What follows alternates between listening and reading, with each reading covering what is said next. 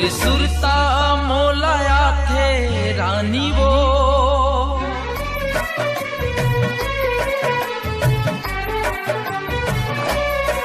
तोर सुरता मोलाया थे रानी वो, तोर बिना मैं कैसे जी होना।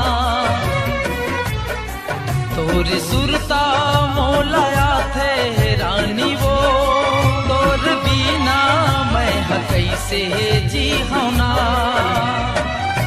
माया के बंधना बांधे ते मोला, जिंदगी जहर हो गे कैसे पी होना।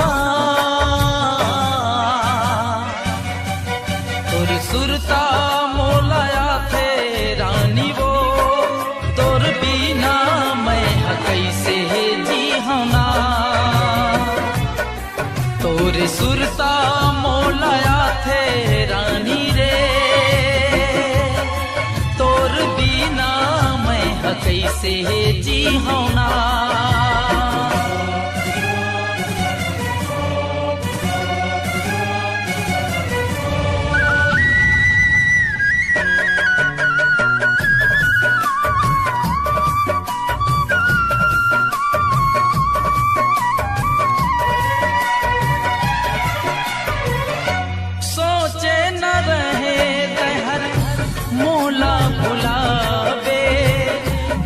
रही था तोला मोला कैसे भुलागे।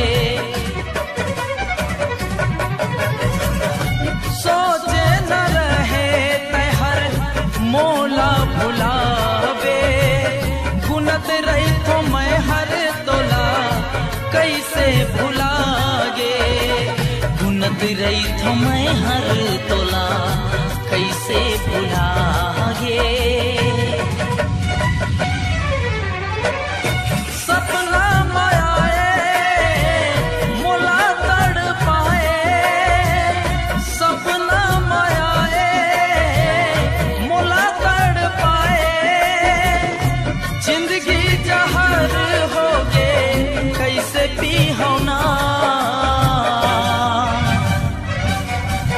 तोर सुरता मोलाया थे रानी रे, तोर बिना मैं कैसे जी होना।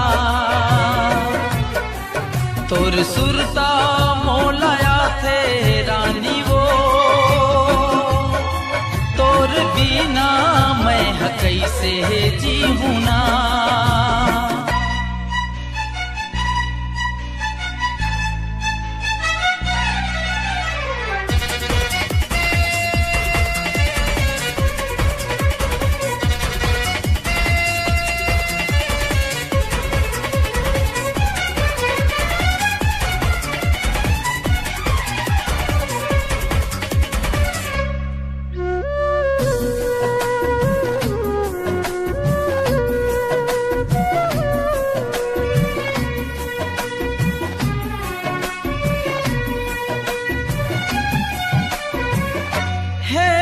चरण के काबर दिल में समाए, कामों से भूल हो गे मोला नहीं बताए।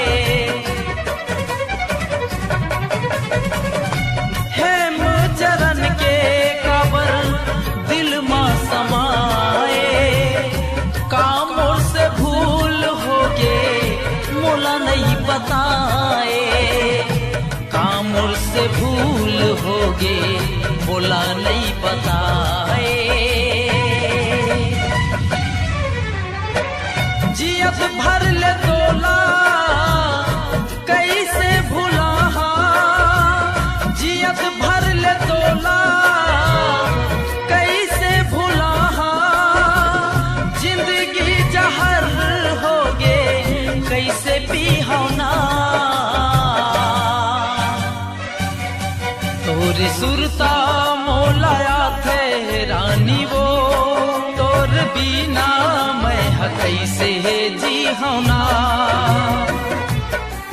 तोर सुरता मोलाया थे रानी